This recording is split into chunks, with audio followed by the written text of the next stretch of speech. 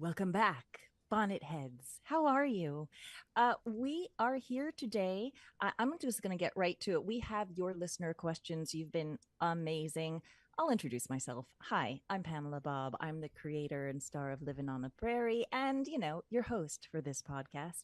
I am here with our wonderful, beloved prairie bitch, Alison Arngrim. Hello, Alison Arngrim. Where is she? She's Oh, not no. here. What is Allison that? tends to be late for these podcasts, Okay. but All but right. oh no, I see a little crawly thing. Here we go. She's under the table again, like an animal, like a nocturnal animal, just stunned into the light. There she is. Allison, are you okay? She's off the floor. She's So I'm tired, back. y'all. I'm back. She's tired. She's Ish. been a busy girl, which we'll hear all about. But most importantly, Yes. today, the day that we are recording, this is Tuesday, June 25th, the day of our Prairie Man's book release. That's right. We're here with my hashtag imaginary boyfriend, published author. It's official now, Dean Butler. Thank you, Pamela. What a fun day! What an adventure this has been. As I wrote a note to the editor at Kensington and the publicist at Kensington and Harlan Bowl, who I've been working with, and Jen Brayler, who is my social media director, and said, "This is the end of the beginning." Yeah, for sure. So I feel like Simi Valley was like climbing the mountain, and then your book was also like the next peak. Yeah, for sure. Yeah. But where the now book's there's more. concerned, it's the end of the beginning, and now Right. now we have to make something of it. Now that it's out. Launched. Launched. I mean, well, Allison, you've been through this. I mean, you've done this. So. I told you flat out before you did this. I said having a book, if it is successful, even like remotely successful, as opposed to like giantly successful, which let's face it, come on, it's going to be. I said my book tour was like being strapped, chained to the front of a roller coaster, and they turn it on, and then after you go through a few times, it slows down for a moment, and they say, "Do you need a sandwich or something?" And they hand you a sandwich, a drink of water, and then they turn it back on again. And this goes on for several weeks at a time. Oh boy. So I said, that's what it's like. If you're good with that, you'll be fine. Well, and I think that, and boy, that is something you are wired to do. Thank I mean, God. that is who But you seem are. to be You can too, do that. Dean. Yeah. You've been I- going for months now. I mean, I don't know how you're doing it all. You It's got- been nuts. yeah. Thrown in the deep end. It's been a busy time, but an amazing time, and to see that when the first box of books arrived and I opened it up and saw it there in hardcover, and Allison, yes, you've got yours. Crack. It's really amazing to see this process come into existence. We're so used to our world now where we can speak into a microphone, and really, if we wanted to push this out live right now, it could be going out live right now. The fact is, it will drop in 2 days, but we're so used to that instantaneous thing. With a book, the publisher said to me, "You can have it out anytime you want it, as long as we have it a year ahead of time." And that's Jeez. so that's sort of the world you're in there. I don't know, what was your turn time, Allison? Oh God, it seemed like forever. I handed in my chapters, said, "Okay, go," and then it was about 8 or 9 months of me going clackety clackety clackety clackety clack, and then Oh, so you were rewriting for 8 or 9 months. well, I did 8 or 9 months, handed that in. Yeah. And then it took them, they were late coming back with their notes. And so my agent said, she gets more time to do the rewrites because you were late coming back. So then they come back and go, can you more of this, more of that, less of this, more of this, cut this. Wow. Yeah. And okay. And then I was assigned an editor assistant. Of course, she didn't say, here, let me fix that for you. She said, I think you should merge these 4 chapters. I've merged these 2. Here, write 10 pages and call me in the morning. Bye. And I went, wait, there's more work. I thought Write that meant less 10 work. No, it meant more work. And so then there was about 8 months of that. So there was many months of that. And then So there well over a year. Yeah, it was over a year total from time of here we're doing this too. Yeah. And then there was the talking to legal. That took 3 days. You can imagine my book. It did many hours long conversation. Yeah, Then there was yeah. like hours on the phone discussing which shade of hot pink the cover should be with the art department, my agent, and about that was like, seriously, we're having this conversation. But we picked the right one. It is a good clearly. But yeah, it was bonkers. And then, oh wait, we need a foreword. Oh wait, we need an epilogue. Oh wait, could you do? Jesus, Right. Hideaway. Right, it and goes then on and and then on. finally it was done. Yeah. But it seemed forever. Yeah. But yours seemed quick, Dean, because in January you were like, I'm writing a book. And I was like, oh, great. And you're like, done by June. And I was like, what? That's the fastest turnaround I've ever heard. Well, it was supposed to be June, and it ended up being another month. So I turned it in on July 31st of 23, Oh, and yeah, then see. the serious tweaking, the picture selections, the legal review, all the things that Alison's talking about. That's the Yeah. That that's all your of that happened. I think we probably actually locked it. It was fully locked at the end of January of 24. There you go. That's about right. Yep, Yeah. that's about right. And then That's here it. we are. It And- still seems fast, although this Yeah. year has been like one of the yeah, no, it's fastest been years an ever. incredibly No, fast year. that sounds totally because it was the famous last thing I had to write. Could you write an epilogue, wrap it all up? Was December 2009, and then it came out June of 2010. So There that you was go. the last typing. Yeah, yeah. Well, so the yeah. question is, how do you feel? And Alison, do you remember how you felt the morning of your book launch? Did you sleep? Did either of you No, sleep no. last night? I was the whole entire process, meeting with my agent, meeting with the publishers, having the publishers, having my agent tell me how much he was asking for, having them, then having the publisher say yes, then doing it, then getting the thing, and then having it done. I was hyperventilating and sweating and having anxiety attacks and flailing about the entire time. Yeah, yeah. Well, I think once I set out to write it, it became the process of getting up at 5 o'clock every morning and having the hot cup of coffee and the outline open and moving through it. And the final draft that Alison has there is just over 93,000 words. My first draft was 220,000. Oh, you're terrible. You're like me. I got up to 130,000 words, and my agent said, put down the manuscript and step away from the computer and stop the her same before way, she too, kills when I again. Yeah. So now, but as I've said to people, I had an editor following along behind me, so I'm submitting chapters as I'm writing them, and I'm getting cleaned, edited chapters. There you go. A little tidy. Back as I'm going along. So it was definitely there. There was teamwork involved in this, but what we started with was what was coming out of my head, and at 220 to 93,000 words, and I think that was probably a really good thing. Yeah, that I handed in I was sending chapters to like my agent along the way, who's well versed in publishing. He was like, yes, good direction, more of that, yes, that. And then when I got to 130, it's like, good God, stop. And then we sent that in, and they went, this is not the Encyclopedia Britannica. Are you crazy? We were shooting for 70,000. You're out of your mind. You're not Barbara Streisand. Yeah, you're not Barbara Streisand. Audiobook is 48 hours long.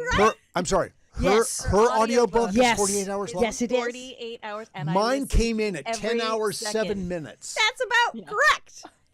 Mine She wrote a Bible. 48 She hours. wrote a Bible. Yeah, and it's spectacular. Yes, I because highly she was suggest like, it. No, I'm sure it is amazing. What do you mean, cut? I'm Barbara Yeah, Streisand. 48 hours. Well, I don't think an editor is going like, Barbara, we've had enough of your story. Cut it down. Could No, you there's cut this whole chapter, there's Barbara? No, cutting. No, Yeah. no.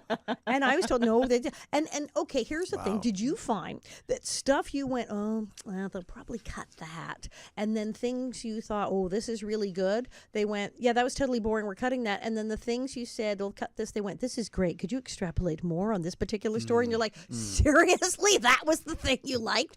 I had that happen.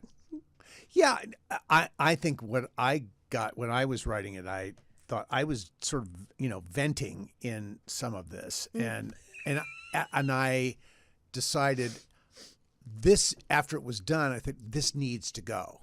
This needs to go. I mean, I got it out of my system. This can go away now. Right, and one of the Yeah, it purposes, was more for you. Right. certainly right, in right. Hollywood, of an autobiography is to many autobiographies are to settle scores. This has been and this known was to not. happen. Yeah, of course, and that should not be. I don't think not that your that's thing. what anybody who would read my book is looking for. A score not settling your style. thing. It's It's just just not not. you. It's not. Yeah, No, it's it's not not me. you. Now, maybe does Barbara settle scores? She tells some truths about people that you're like, polite. oh, she's she's exposing so and so, like Mandy Patinkin and her co-star in Funny Girl, not flattering at all. That you kind of go, Ooh, okay. But she doesn't also, savage them. Does she savage anybody? Really? No, she didn't. It was just what happened, right? Like Sure. she wasn't going for personal attacks. It wasn't. It was just like, yeah, this is what. Well, happened. and she's been savaged plenty Hello. through the years. So Yeah. she I mean, would have yeah. right to. Sure, of course. And that's Of the thing. course. That's what legal department will tell you. Yes. Legal department will say, saying I don't like someone is not actionable. You Yeah. can't have the judge make her Right. like me. That's not a thing. Right. If you say Yeah. something specifically bad about someone that could affect their life, their employment, or something real, or and that you don't have proof of in some way, then you got a problem. But if you just go, I work with them and we didn't like each other very much. That's not a thing. You can. It's it was legal will also go like go for it. almost 60 years ago. I mean, it was There's that too. for Funny Girl at least, or with Mandy, it was 40 years ago. It was And there a may, long- and it was if a long there's time witness, ago. if there's like a bunch of crew members backing her up, going, yeah, it completely happened. I was there. Then, Yeah. I We have will so many say questions. that We have so we're many going to questions. do listener questions. Yes, good. Alison, also, we're going to talk about your escapades at the The French Monte Revolution. Carlo. Yes, The French Monte Carlo Revolution. report, live from Monaco. Yes. From the studios of UBN Go in Burbank, California, it's a special event podcast. This is the Little House 50th anniversary podcast on Book Launch Day. Woohoo!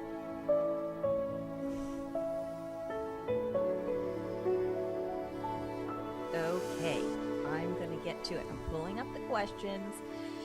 We had such a lovely talk on Facebook Live, Dean and I did, on Monday, and it was great. And everyone posted their questions and participated in this chat. It was really lovely. Also, if you would like to see our discussion, which I really loved, Dean, I loved our discussion.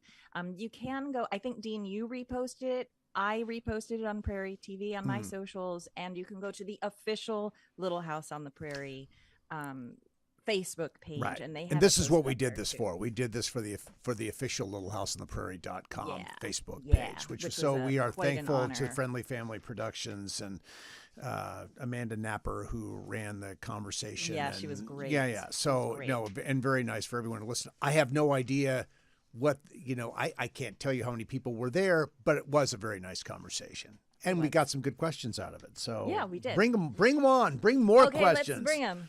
Dean, what was it like? Oh, Patty Judgy. Judgy? Is that really her name? No, Juday. I can't tell if it's Juday or Judgy. I'm kind of hoping it's Judgy. But anyway, what was it like filming the scenes where Almanzo argues with Pa when he wants Laura to wait until she's 18 to marry? I guess, in other words, what was it like working with tense scenes with Michael Landon?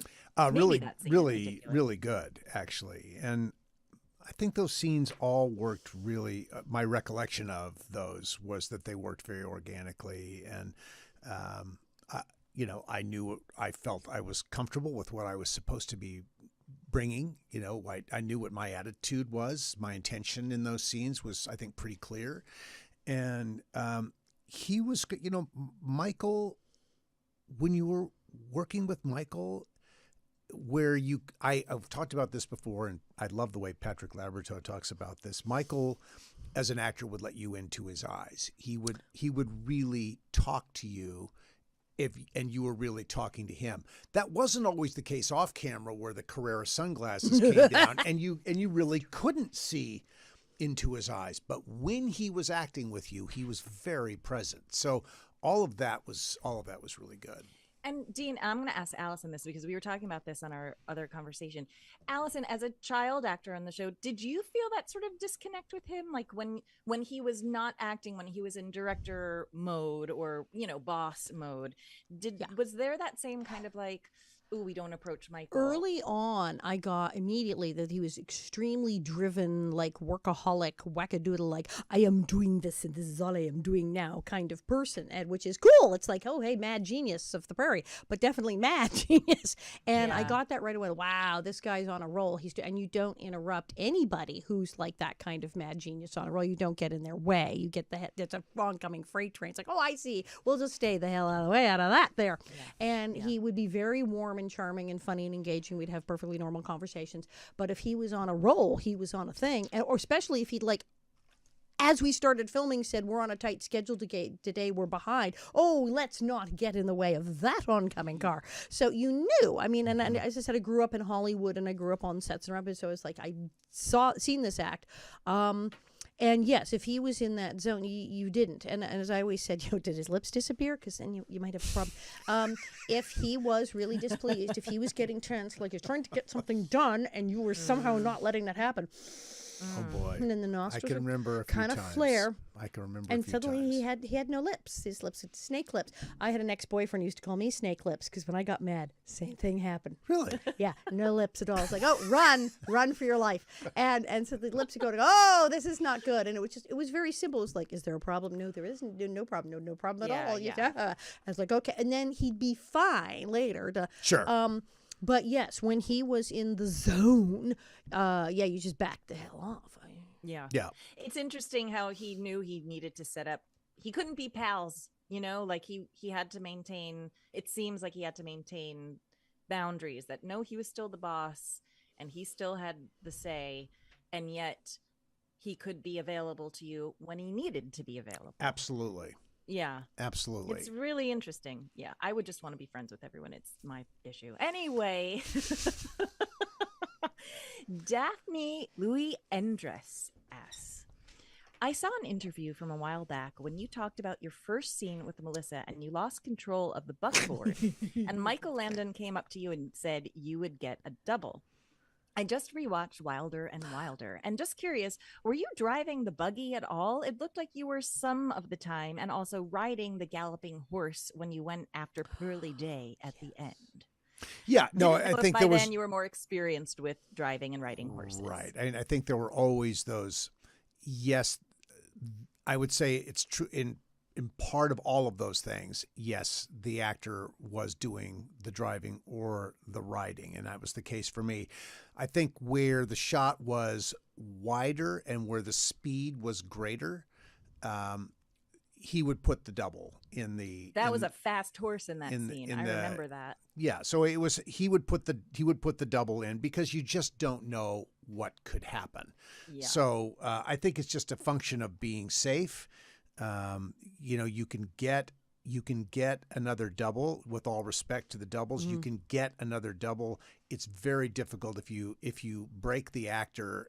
It's a much harder thing, and with an eye on production and timing, as Michael always had, as Kent McRae always had, you just wouldn't take unnecessary risks with people. Stunt people also know what they're doing, and we had amazing stunt people, and of course with the kids, you had to have stunt people. My God, but it's true. So if an actor messes up with the buckboard, is the actor going to know how to jump, clear, and fall, like from years of practice? Probably not. Actors more likely to get hurt. A stunt person, if something goes wrong, has had something go wrong thousands of times and leapt off of horses and buggies, and is more likely to actually get away without injury than the actor. And if the actor's injured, well, now we have to stop shooting for however long. Right. Whereas the stunt person can say, well, I sprained my ankle. I'll be back in 3 weeks. Here's Earl to keep going the rest of the day. Right. And All hello. that's true. Yeah. So all of that, and the stunt person is less likely to get hurt. That's the crazy I think part. that's true. Yeah. Yeah, we're not Tom Cruising it up. No, I mean it's amazing the stuff that he has done in his career. It's all ego, but anyway, that's a different conversation. Well, we'll be hearing from Tom Cruise next week. With the, I have issues with the Tom Cruise, but we'll talk about that at a different time. Okay, let's move on with more questions. Moving on. Okay. I like this question. Okay. Ray Kevin asks, what was the first, and Alison, you can answer this too. What was the first Little House on the Prairie related event that you attended that made you say, wow, I guess the show is that big or was that big? Go ahead. Wow. I think for me it was probably some big network event where all the kids, so you see, suddenly you're in this place with all of these people who are starring in all of these shows that you're seeing in promos and on the air. I think that's a pretty heady experience. It's similar to when you're working in the Broadway theater and you do go to an Easter celebration and all the casts of all the shows are there and the energy in the space. Now, what's different is a group of Hollywood people on the network, everyone is playing it very cool. In the Broadway theater, everyone is excited. Yeah, yeah. We're not it's shy. it's a very different energy, but you feel the size of the personalities, and that I think was pretty cool. I think when I first started, Alison, maybe the show had just won a People's Choice Award. Yes. And it's around going that to the People's Choice, all the cast was there, and that would have been a big moment, I would think. We went to stuff. Early on, now, literally the very, very, very, very first thing I went to was right before the show started. I just started filming. And I wasn't supposed to be there. Oh, that's right. Typical. But my father, we knew a guy. You crashed it. I crashed the party. Crashed the party. Out of your mouth. Yeah, yes. my father. Okay. But we knew a guy, and we knew a guy. You know a guy. I always know a guy, and legitimately he was there. Jean Lorraine was with the foreign press and all that, and legit. And he said, "Hey, I got so many tickets. You need to go to this. I'm so getting you in." Or more rightly, I have several tickets. You so need to go to this. But so indeed we did, and we got all dressed up and we went. Now, all the stars of the show, the only person from Little House who was famous yet was Michael. Melissa wasn't there because who was Melissa Gilbert at that second? Right. The only person from the Waltons was Will Geer. Wow. Because Michael Learned and Ralph White weren't household names yet, so Will Geer was representing the Waltons, and Barbara Eden was there, and Mary Tyler Moore, and et cetera, and Karen Valentine, and all those people. And then the only person Little House, Michael, because who was anyone on the show at that point? Sure. And so then I show up with my dad, like, and beautifully dressed. I must say, we were very good. We dressed beautifully, and I had my first really nice, expensive party dress. It was lovely. And but Michael's face, it's in my book, at the picture, and he's just like, and you can see his beautiful smile, but like, how do these people get into this? But we got in and we got pictures with everybody, and so that was wild, realizing this is a big deal that we're not supposed to be here, but we're going to be. Now, my first event I went to that was big was a first year, me and Catherine McGregor, and because some NBC executive had a kid at the school say, "Can I go in costumes?" And somebody said yes, and it was at a very, very fancy private school. So Catherine and I in costume. Yes, we went down to Paramount and we got makeup and costume. They did us up completely, hair and costume, and delivered us to this very expensive private school. It was clearly some network executive's kid. There was the only way that could happen. And so we get there and everyone hates us and is terrified of us because we're in costume. And now we're scary. And Catherine's like, "Hello, little." She's making children cry. Children are crying and screaming and running away from Catherine McGregor because it's big bad business awesome. And nobody's even speaking to me. And we signed 0 autographs. We took some pictures. You were scowling at people, of course. And just they didn't want to go anywhere near us. And that's when the 2 little girls came up and kicked me and knocked me flat on the pavement. And I 2 little girls came up and kicked me, laughing, laughing, running away. And I couldn't get up because petticoats. And my father came. I'm sorry, I don't believe that. It you was really could get up. It was really those things. It was like 20. I had the layer, so I'm like, trying to get up. And my father, I lost my hot dog and my Slurpee, and my father had to get me a new one. You lost your hot dog. And I had a hot dog and a Slurpee. Damn it! Did you spill it on the costume? No, thank heaven. You away threw it from away me. like a instinct, bomb. good actor instinct. Throw the food away from the costume. And my father got me a new one and new hot dogs. So we went home. Everything was fine. And he called them and said, "We're never doing that again." No, it's just a bad idea to have the villains come to where children are. Yeah, it reminds me of who was Margaret, the actress that played the Wicked Witch. Margaret Hamilton, my hero. Yes, your hero, Margaret Hamilton. Hell They yeah! had to. She was on Sesame Street, an episode of Sesame Street that played once. And they had to ban it. It's never been played again because it traumatized the children so badly to see. And she wasn't in costume. I don't think. But she She had may that have done face, a- although nothing. She she's didn't the have that Wicked nose. She did the laugh or something. Yeah. I think that's what. But she went on Mr. Rogers, where they did a thing of her in costume, out of costume, Mr. Rogers, Yes. when like, see, I'm holding her hat. See, it's not. maybe And he was they trying to did a temper the huge. It's situation. not real thing on Mr. Rogers because of that. Because she was scaring the hell out of people. Sure. Yeah. I They think needed she a was the Nelly most in convincing costume. villain. As a kid, she was a traumatizing villain. Oh, absolutely. I think. She was Absolutely. incredible. I loved her. Okay. Another question. Oh, prep with an E-S. My dad. Oh, is it pre? Pre with an E? Pre with an E. The P-R-E-P-E-E. Prepe. Prep underscore with underscore and underscore E. My dad read in the TV guide back in the 80s. Oh, Lord, that makes me feel so old. That Wow. sentence makes me feel I'm, so I'm old. scared Interesting already. that your dad would remember that he read the TV guide back in the 80s. Go ahead. Because the 80s doesn't feel that very far away. Yeah, only from me. 40-something years ago. I know. Yes. Wow. Anyway, my dad read in the TV guide back in the 80s that you auditioned for the Adam Kendall role. Is that true? No, that has come up, and no, that's not true. It has Aha, come up. I didn't think so. No, I it thought was not true. no, I didn't believe it. No, it would not. I would not have been the right casting for that. Not I mean, the based on the way they went, I would not have been. And we wouldn't have had the Team Adam, Team Manly Yeah, no. competition that I won handily, and we just wouldn't have had that. I never No. believed that story. I went, that doesn't even make sense. No. I can't. No. I can't wait for Boomer to come on this show. I cannot wait. Okay. Yeah, you weren't snarky enough for Adam. Adam was snarky. Okay. I like this question too. All of these questions are good. I'll stop saying that before everyone. Don Skaggs asks, how often do you rewatch Little House episodes? What goes through your mind when you watch scenes with Almanzo? And Allison, I want you to answer this one too.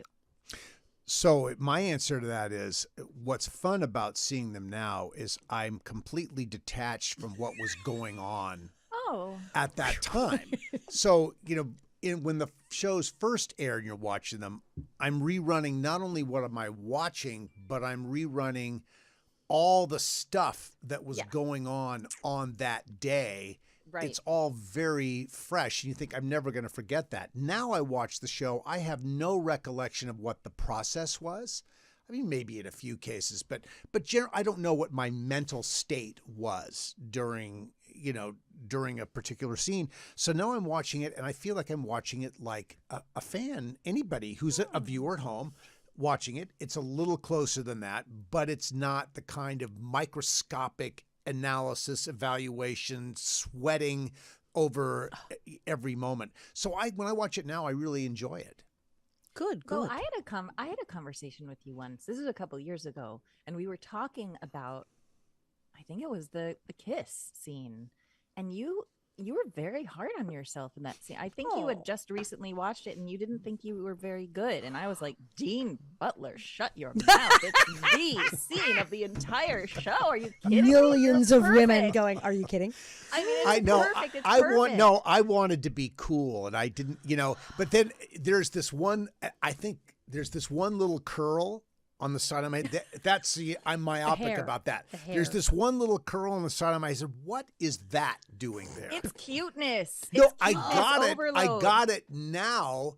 But at the time, I'm thinking, well, I wanted to be this cool romantic guy, and that little flip of the hair and all that drains all of that, which was perfect for the moment. Yes, it But was it did not. It did not match up to my expectation of what I was supposed to be. But really, what we think has nothing to do with what it's supposed to be. I mean, it's But like the character wasn't supposed to be. right, exactly. And now I That's look what at it made and it so think this is precious. really such a sweet thing, and so I totally appreciate it now. Yeah, you were having a moment that day when I was talking You- to you. I think you- you had just watched it. Part of your thing that worked, part of the whole thing is that you are kind of the opposite of cool. This is like, cool is not your thing. The opposite of cool. You are not cool. You are the hero to In the good kind way. of dorks everywhere. It's like but that's why women love you. You're sweet and innocent and darling and blush. Oh You're my not God. cool. Yeah, but then you're not strappingly cool. handsome. So it's a very rare combination. It really is. It's a very unique combination. Like so square, Well- he's hip. It's- well, Yeah. and I will take that. And now you look at these things, and I appreciate what was going on at that time. So much of this is the kismet of just how you come into the world and what you become as a function of how you were raised and all of that. And I feel like for me, so much of this, and for all of us, it's we bring what we are, who we are to these situations. We're not inventing something out of whole cloth. There is, although Alison did sort of invent You know, I was going to say Allison. yeah, You because brought Allison, it. who is You one of the are. one of the one of the really sweet, kind people in the world, but is able to channel, Yeah. all of that people loved. And I think that's one of the reasons why people love you, because they see that you're in on the joke. That's the gag. When I started doing my one-woman show, Confessions of Prairie Bitch, that was the whole thing. I just came right out and said, fine, why? Why am I a bitch? Why know what? Do people know what I've had to put up with? And that yes, I was in on the joke. Yes, I get it. You all hate me because of that. They went, oh, good, she knows. And then it's Yeah. funny. And it's funny. It's yeah, funny exactly. that anybody should have played that character. If it was somebody else, I would have think it was funny. So see, it's such a difference between, and I always bring her up, and it's not fair to her, but the difference between what you did and what Alison Balson did, and it's a very different take. And purposely so. She told me so. She said, I'm doing a different take. Yeah, and I think she rolled the dice and Smart took girl. Yeah, I mean, it was yes, it was different, but what you had was in the evil, and I evil in quotes, enormous likability. In the evil. Alison Balson was not enormously likable in this character. When dangerous. Catherine McGregor You is loved her. rolling her eyes, I mean, like what is happening here? She was in the moment with Allison, and she was flummoxed as to what to do, and you saw that in the performances. It's like, what? I love this little girl, but what is going on? And so Allison did her job, but it wasn't as likable. Well, it was effective. Lovable Still good. villainy It was is still a thing. good. It's One still compelling. of my childhood role models, the original broadcast of Peter Pan's Broadway thing with Mary Martin, Cyril Richard as Captain Hook. We were in Connecticut. Bob and I were in Connecticut for a wedding, and I actually looked up Cyril Richard's grave, and we almost took time out to drive across the state of Connecticut to visit Cyril Richard's grave. But maybe when I do the event in Connecticut later Gotta this go year, see it. but I'm totally yeah. going because So, Captain Allison, Hook, do you you ever- love him. Do you ever rewatch the episode? God, yes. I always have. Actors, so many Watches actors. Bunny every night before Over bed. and over. Yeah, and over. yeah. It's. There's two kinds of actors. Actors who go, I cannot watch myself. I cannot watch myself. I can't look. I can't look. It's too And there are terrible. others who can't take their And eyes they off can't. of And then I'm always like, come on, you got to watch the game tapes. If you play football, you can't say, no, I can't look at it. You got to watch the game tape. Sorry, that's how it is. So I've always had to watch. And in my house, you got a job. Everybody went, oh, it's on. And we all gather around the TV. Oh and yeah, have no, snacks, definitely bunch watch of it when it's actors. new. Yeah. But do you watch it? Do you have your greatest hits that you watch on a regular basis? I don't like sit there and go, well, good morning. What episode are we watching today? It's like there's always a marathon on somewhere, Yeah. Sure. like Thanksgiving stuff. And Sure. Bob and I always like flipping channels. We'll sit around, we're watching Hawaiian Eye and Have Gun Will Travel. We're like cracking ourselves up because we know half the guest stars on the show. Oh, I know her. Because we're old. And we're watching these things. And so it's like, and Bob goes, this is a good episode? I go, yeah, it's totally a good episode. And, we'll watch one. I've always enjoyed watching myself, and I do watch for things. Go, okay, oh, that was good. Oh, yeah, I could have gone a little more, a little bit more there. Oh, that was good. So I am watching the game tape, and and I thought it improved things. But I also, if someone else had been Nellie, I still would have thought it was screamingly funny. And there's episodes where I watch. Yes, if it was someone else, I would still laugh at this because this is insane. It is like home movies though, because when Melissa and I are really little, and Melissa Gilbert and I sound like we've been sucking helium for hours. She talks like this. Laura Ingalls. Nellie Olsen. I'm like, is there something wrong with the sound on my television? We're mice. What's the game where you have the fight about Uncle John versus Uncle John? Ring around Rosie. I Yeah. say Uncle John. It's adorable. Right. Yeah, And we sound it's like very cute. little cartoon mice. And I crack up when I watch that. But I remember stuff. I watch it and my brain goes back to when we're filming. Oh, that was the day we had the fried chicken at lunch. We had the fried chicken and they almost ran Oh, out of the wow. potato salad and the thing. You can go back to that. And then I Said, sometimes "No go, way." oh God, I was so much under stress because that's when I had the algebra test later that week. And stuff is coming back because it was teenage years. Brutal. I have no recollection I of that stuff. will not get graphic, but I can go through the list and tell you which episodes were that time of the month. Oh, wow. Really. Wow. My best Memories. work, Oh, actually. memories. PMS can be your friend in certain situations. See, let's and just you don't say. even know what we go through. No, Not I even- don't. That'll do know it every time, saying that. Okay, we're going to take a break. We'll be right back.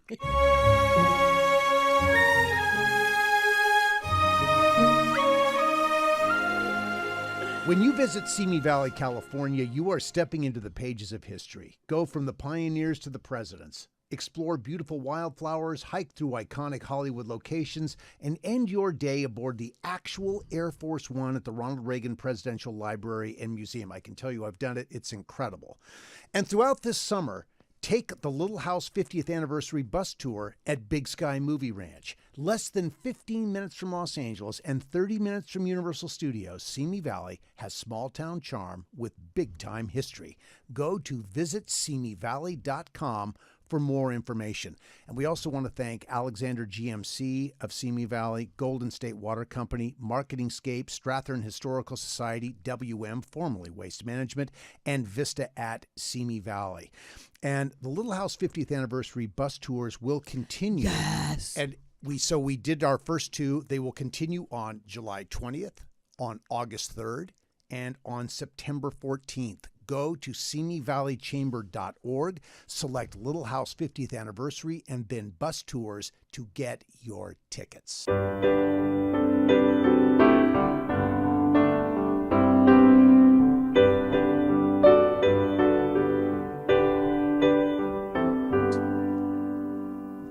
I need to check my calendar and see if I cannot pop in and be the tour guide on one or two of them buses those days. I did the two tours back to back that day. We did. It was lovely. We were smashed. How awesome to get a tour with Nellie Olson or Almanzo. Yeah, no, it was That's really insane. fun. Pamela has great. done tours. Pamela Roy Lance has done tours. Charlotte Randall Yerke Charlotte did Randall one. Yerke, our wonderful script supervisor, Script. dialogue coach. She's done tours. She does a very unique tour that's very specific to a crew experience. She knows everything. Yeah, no, she's great. I think we were going to continue with some questions here, but I think we need to jump to Monte Carlo right now. Let's jump to Monte Carlo. Unless you feel like your but book. I think we can always ask more questions. Questions are a can. feature We can. of our show, but this fresh return from Just Monte back. Carlo from the other side of the pond, that has to be addressed. It was epic. Yeah. So Okay. let's talk we about need that. to hear. Yes, please, So Alison. there is a thing in Monte Carlo, in Monaco, called the International Television Festival. And it's fantastic, the International Television Festival. Everybody knows about Cannes in the south of France, that you have for some reason, people don't know about the International Television Festival of Monte Carlo that's been going on for over 60 years, since there was television. It's been going for years. It's huge stars. Morgan Freeman was there. Ben Vereen was there. The cast, NCIS, Weatherly, Pablo Dakota. Everybody was there. I've been there several times. And I've been there when Cast of Big Bang Theory was there. Huge. The networks will often send a show that is about to start airing in France or other countries. And it's enormous. First time I went, I said, wait, why am I here? Because I looked at the list, and they were all current series and brand new series and stuff that was just now streaming or just now hitting France. And then Alison Arngrim, Little House on the Prairie. And I went, one of these things doesn't belong here. And I said, what's going on? And they said, oh, well, these shows are all fabulous, but some of them haven't even started airing here. We don't know them as well. Some of them, we don't even know who the heck these people are. We know. You're kind of the fan favorite. You're part of our culture at this point, and then them. So I'm like, okay, great. So I got to go several times. I was on the jury once. It was amazing. I judged. So when you're on the jury, you're judging a contest of new television shows? I got mini-series. Okay. There's like TV shows, mini-series, TV movie, a whole bunch of things. I got mini-series where Rosanna Arquette was the head of the jury. And I was on a jury with like an Italian director and a Spanish actress. I've had a couple of different opportunities to work with Rosanna Arquette. She was lovely. Was she? She was fantastic. I met her. She was working her own jury, doing like the big series one. She was awesome that day. And so I get there, and there's all these people from all over the world, and I watch mini-series from Spain, England, America, Japan, France, all over the world. It's like one episode. And Japan won, and we're kind of blown away because we were kind of like, oh, this is the one. And then we watched a Japan one, and we were all sobbing hysterically going, that's scary. So yeah, it's really awesome. You see all these great shows, and they always have big screening. So this one was you go and there's the opening ceremonies, and the Prince of Monaco, Prince Albert, comes on stage and does a speech in English and French, and they talk about what they're going to do, and Morgan Freeman comes out and they give him an award and this whole thing. And the voice, you hear the voice? You hear the voice. The great God. voice. Even better, they said, since he's dubbed here, yes, we have the man who dubs Morgan Freeman's voice in French. and they bring him out, and they have him speaking.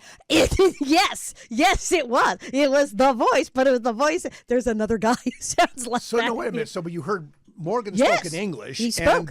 and the French and then they Morgan brought out spoke. the French Morgan, who is That's the one who awesome. was. It was amazing. And then Did there's they this. make a bit out of it? Yeah, I mean, yeah, was it it was. funny It or was. was It it was. just- It was a little of both. One, it was kind of funny, and then Oh we my were like, "Oh gosh. my god, it's the guy!" And we all went That's nuts because he was great. Wow, and wow. then they showed the movie that it's a mini series called The Gray House. That's gonna be here.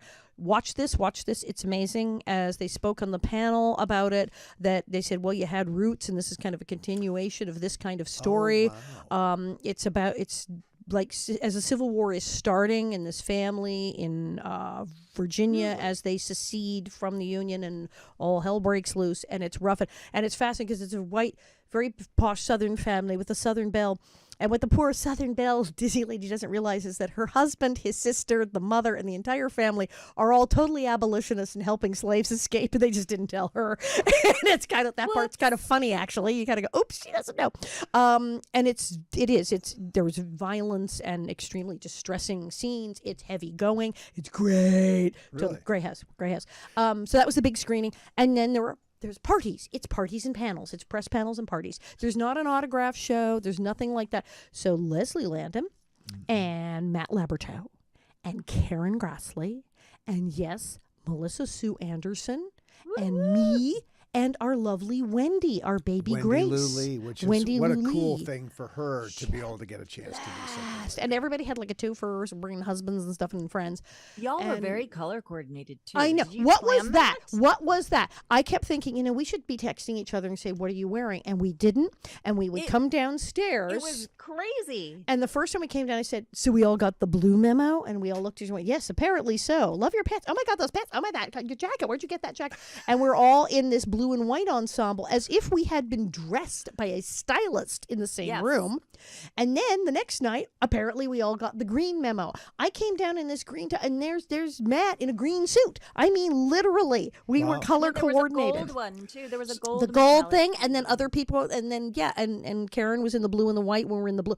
I don't know what the heck happened, but we all psychically color coordinated. It was genius. So how did everybody do in this situation? Because this was not a normal grouping. Right. And it's not an autograph show where you sit down and do the thing. No, the only autographs at all, there was a little party, the tea party, basically. We got cake. There was a cake presented to us at the big fan panel. There was a press panel. There's all the press from all over the way spoke. Then we went to another room, a huge room with fans who'd all gotten a special ticket thing. And they asked us questions. Then we went to a party where they presented us with a giant cake that had all of Walnut Grove, all the buildings I built saw out of that cake. picture. saw a picture Very of cool. that. We Yeah, didn't get Yeah. any. We did not get any cake. I'm still mad. We didn't get any. You didn't get to take. No, we didn't get any. Did anyone no, have cake? No.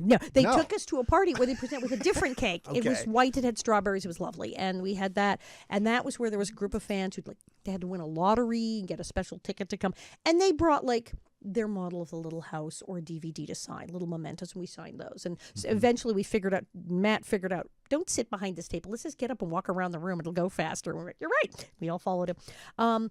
So it was really cool. But yeah, it was a very different grouping because we have our hardcore. We had Wendy and me who go to everything. Right. And then we had Karen who goes to one or two things. Right. And then we had Matt and we had Leslie who goes to one or two things. Right. And then we had Matt, Laboratory, and Melissa who do not go to things, who just don't go to things. Right. And they were having a high old time. Great. Which was amazing. It was a very interesting group. So the chemistry and dynamic was completely different than what you and I go through on these weekends. Mm-hmm. And it worked. It shouldn't have worked, and it worked. And it was amazing. The panel, you'd have thought we rehearsed. We got for the press panel, and they started asking things, and people were suddenly telling these stories. Melissa Anderson, because she only used Sue because she was a kid and she had to because the SAG thing she had Right. to. And she's really seriously? Right. No, she's just Melissa. She started talking about Michael and about the whole thing of when she, and she spontaneously burst into tears and cried during the press panel. Yeah, she was amazing. And we all started talking, and we were hanging out, and there may have been some wine and some champagne involved on certain occasions. We I know you threatened a a picture of margaritas, right? See, this is the thing I have always said, and I just want to say it now. Okay, a long time ago, I met a guy on Jim Scotland in Canada, boy. in Vancouver, just saying, and we hated each other. I mean, hated each other. It was somewhere in the 80s, and it was a bunch of actors, and I was there for some event, and God, we couldn't stand each other. And there was a bunch of stuff going on, but I mean, he was really rude. We did not like each other, and everyone knew that. Everyone was like, oh, yeah, those two.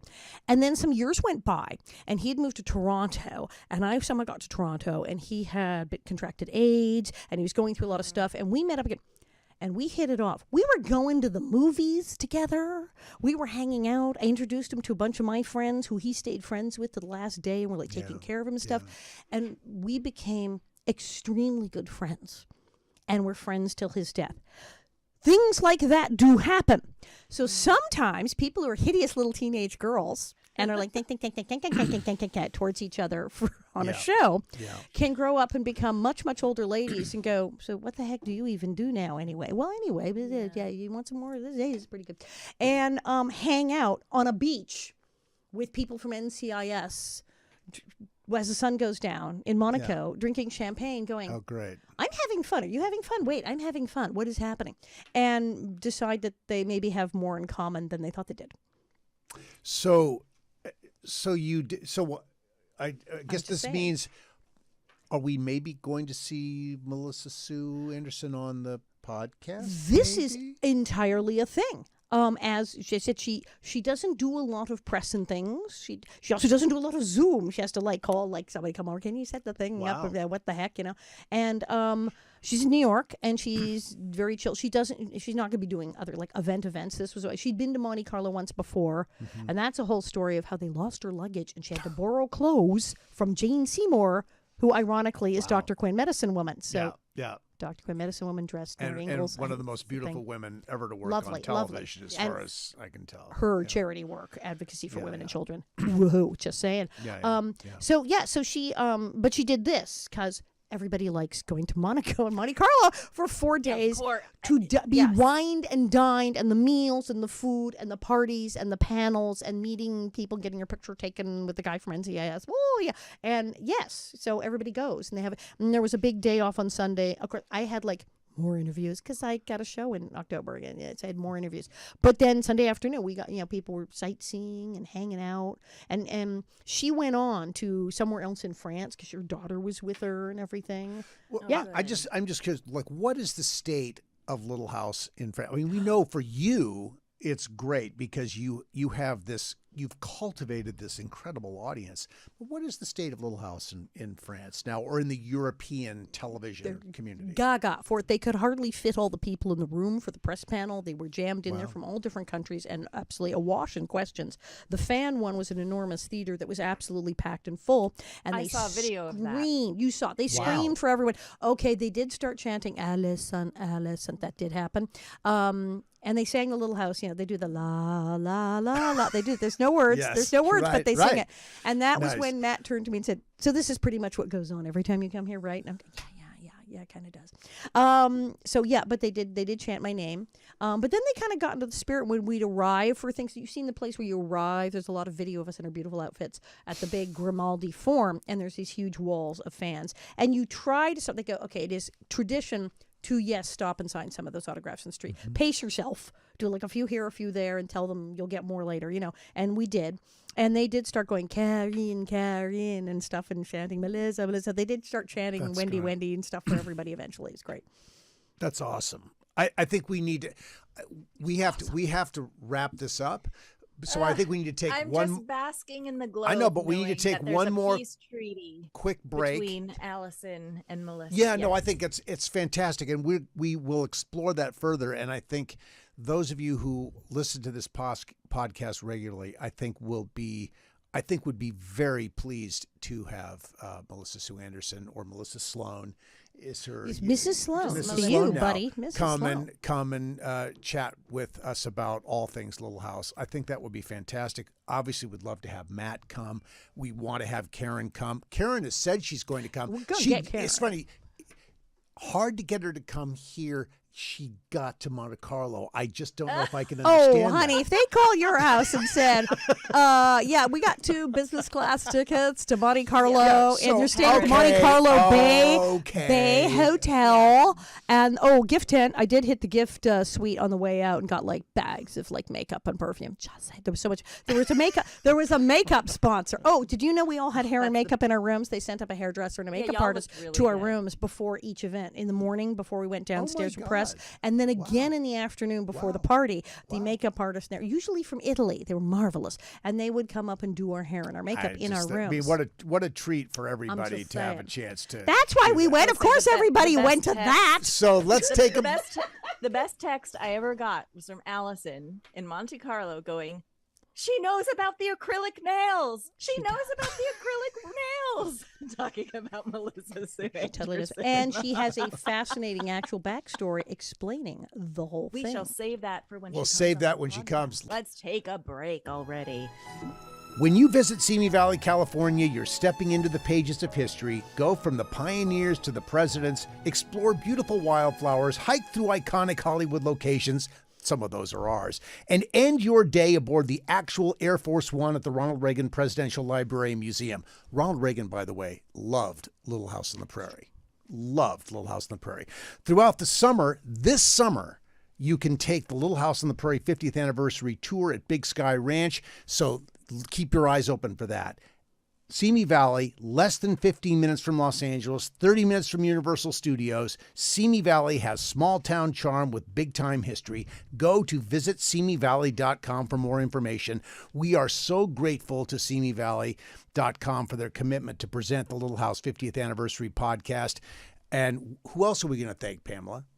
We are going to thank Cozy TV, Rodex, Modern Prairie, Price Ford, City of Simi Valley, Adventist Health, Simi Valley.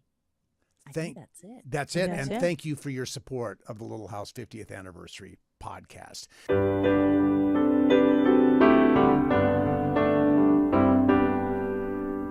Prairie Yes, Man plug that is book. out. Plug that You're book. off to a signing. You're off literally to Yeah, a so signing from here. I am. But in podcast time, tonight, you and I are going to be The signing. at the Grove. Yeah, At the Grove for Thursday, Barnes and June Noble. 27th. Yes. Yeah, and The I'm so signing. thank you for agreeing to come and lead the charge on that. I am so appreciative. It's a wonderful place. I did my big book signing there at the Grove. It's fabulous. You will enjoy it very much. Well, I'm really excited about it. And for those of you who are keeping an eye on things to do with Simi Valley and the Little House 50th Anniversary Bus Tour, circle July 20th, August 3rd, and September 14th as the 3 days. And so we're doing it one day a month in July, August, and September. I think More I'm in dates will town. be announced later in the fall as we go into the holidays. So, and you can go to simivalleychamber.org, look for Little House 50th Anniversary, and then bus tours to get your tickets. Now, Yes, and there- this will all be in the show notes. So Okay, people good. need And- to know they'll be in the show notes. Excellent. And there are, and very important because we're going to have to blow through these really fast, cast appearances are coming up. And so if you're around the country, keep an eye open. Walnut Grove, July 19th to the 21st. Now there was an event scheduled for Keystone, South Dakota for July 26th to moved, 28th. isn't It's it? going to move to September. So there will be more on that. And the weekend right before Walnut Grove, if you happen to be in the East Coast, Provincetown, Massachusetts, B-Town, I'm doing 3 shows at the Red Room. Oh, awesome. So what are the 12th, dates? 12th, 13th, and 14th. Okay, I do very believe, good. at the Red Room in B-Town. Very good. Yes. I will be in Montclair, California at a great good place to read a book on August 8th. That's in Montclair, California. Hop, skip, and a jump from my hometown of Piedmont. I will also be with Patrick Laberto, my lovely wife, Catherine, and the 2 babies, baby Rose and baby Grace, at the Hotel Tombstone in Tombstone, Arizona. Why we're going there August 16th Hot. and 17th. Much too hot. It's going to be very hot, but Air conditioning? Yeah, absolutely. They guarantee it. We'll be there. August 30th to September 1st, we will be in Connecticut. Yes. September 3rd and 4th in Lancaster, Pennsylvania. We will be in Lyles, Tennessee at the Johnny Cash Farm, September 14th and 15th.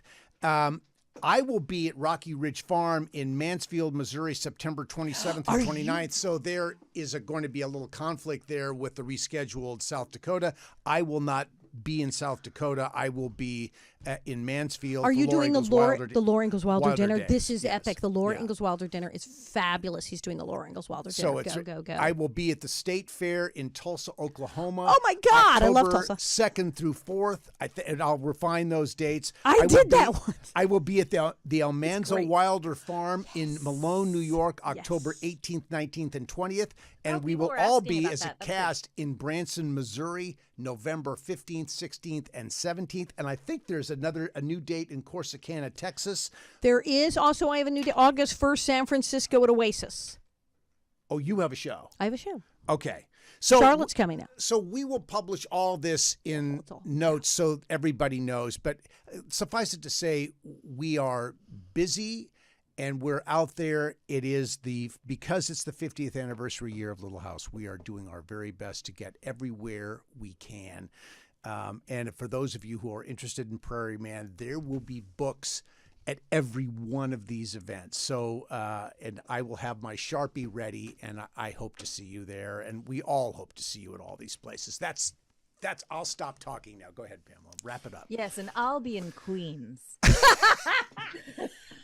I think we'd all like to be in. I was like, you guys are tired Queens. listening to your schedule. Born I'll there. be home. I'll be home. Maybe I'll zip up to Hartford to say a I quick think you hi should. to you guys. That's close. I think you have to. Come over. That's a home game for you. Yeah. I mean, That's, come on. even Lancaster's, they're both 2 hours. All Dude, right, take the maybe ferry to I'll pop- Provincetown. I know. That would be super fun. Okay. Well, I honestly, I'm so happy that we were able to record this on the morning of your book launch, Dean.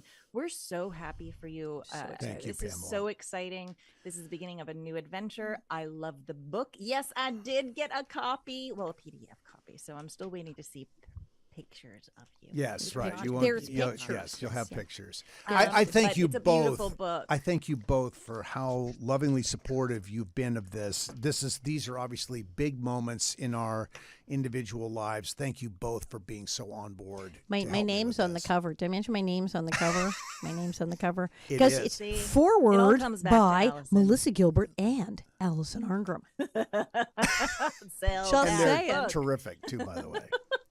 All right, everyone. Thank you. Keep the listener questions coming. I read all of them. I do collect them. We'll be doing questions every single week. Thanks for joining us, everyone. We will see you next time. Bob, get the wig. Let's fly, folks. There it is. Book launch.